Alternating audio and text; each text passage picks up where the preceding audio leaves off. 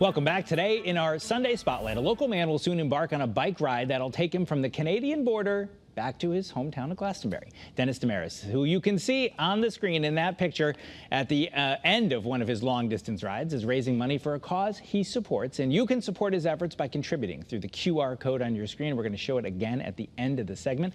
Dennis joins me now to talk about the why. Welcome. Thank you very much for having me. So tell me first, you've been doing this ride. This is your 15th year? Yes, this will be my 15th. What's the cause that you, tell me about the climate ride and why you support it? Yep, so about 15 years ago I had done some charity rides. I ride my bike a lot, and I was looking for a charity ride that would make a difference for the environment.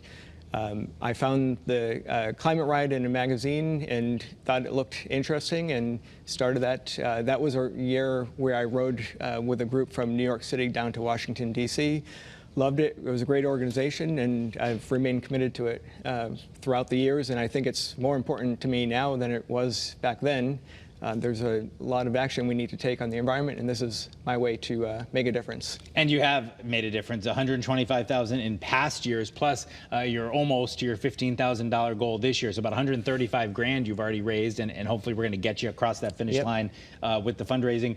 This year, the Sierra Club is the benefactor? Yes, for the last 7 or 8 years, I've been exclusively trying to raise money for the Sierra Club. Why is that so important to you?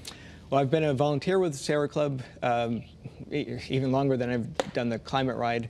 The Sierra Club is an organization, it's started in the late 1800s, so it's the longest standing environmental organization in the United States.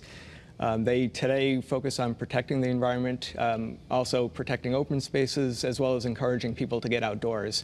I've always been an outdoor enthusiast, so that's how I started with the Sierra Club, and I've continued with it over the years and support them, but also volunteer with them as well.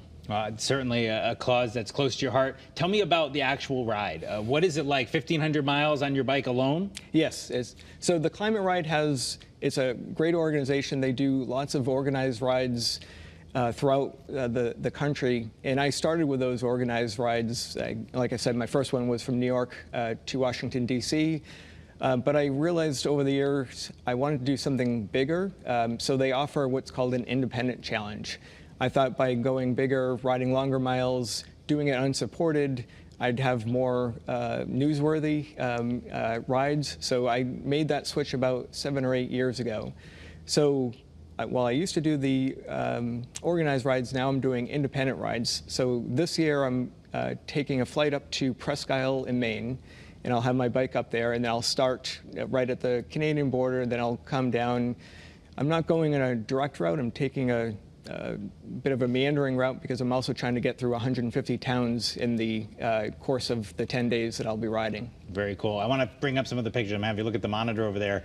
They're going to kind of work through them. Tell me some amazing scenery on some of these rides. Yeah, that was the last organized ride that I did. Like I said, the Climate Ride focuses on great places in the Americas, well, actually all over the world, that they want to see protected. So that was Glacier National Park. And we have one with you and a bear. You're chasing them. Yes, that was also in Glacier. Do not try this at home. Actually, that was in Waterton National Park over the Canadian border. But lots of wildlife out there. It was a phenomenal experience. And you have another one here. Tell me about this one. Yes.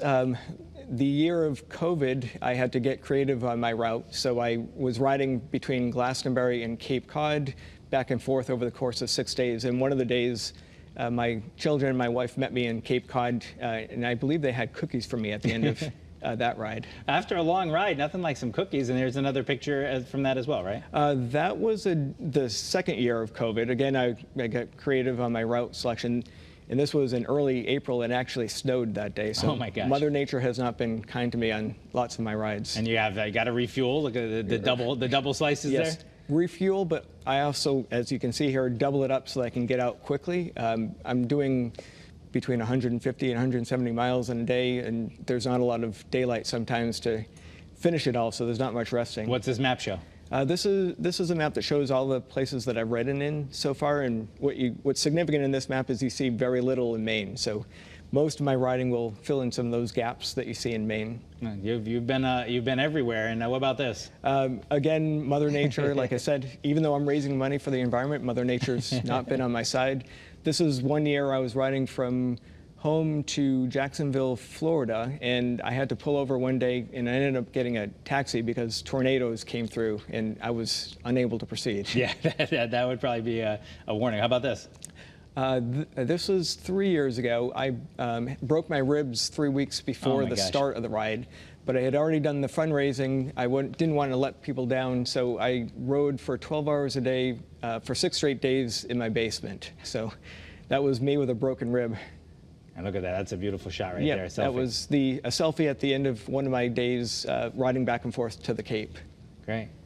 And are they, let's take a look. We have 2 more pictures. Well, this one, there's a long story here, but the end of this day, I actually had to call for a ride. It was such a deluge that day. My electronics on my bicycle malfunctioned, and I could not proceed, so I had to get a ride. Again, more ugly raincoats. This was last year. It was supposed to be warm out and ended up being rainy and very, very cold. And this year you're doing late June, right? Late June. Hopefully, I will be warm, and hopefully, and I'm in Maine, so there shouldn't be any tornadoes. So. Well, we have only about 30 seconds left, but we'll be hoping for fair weather for you. But 30 seconds left. We're about to tell people how they can donate. Make one last pitch why they should. This is a time where local action is needed, and this is one way that I'm taking action, and people can support me, or they can take their own actions. But at the end of the day, I'm hoping that my ride will inspire people to take action and support the environment. All right, Dennis Desmarais, thank you so much for being with us. Okay, great. Thank you. If you're interested in making a contribution to Dennis's ride, here's what you have to do. Point your phone's camera at that QR code on your screen, or if you don't want to do the QR code thing, we understand. You can go to climateride.org, and under participants, type in Dennis Desmarais. I'm going to spell his last name for you so you can get it right. Desmarais. Search him there. It's written on your screen as well. You can also go to WFSB.com for the link to that and to Dennis's social media accounts where you can follow him through his travels. We will as well. That, of course, is CT25 for this week. CBS Sunday Morning is coming up next. Have a great rest of your weekend.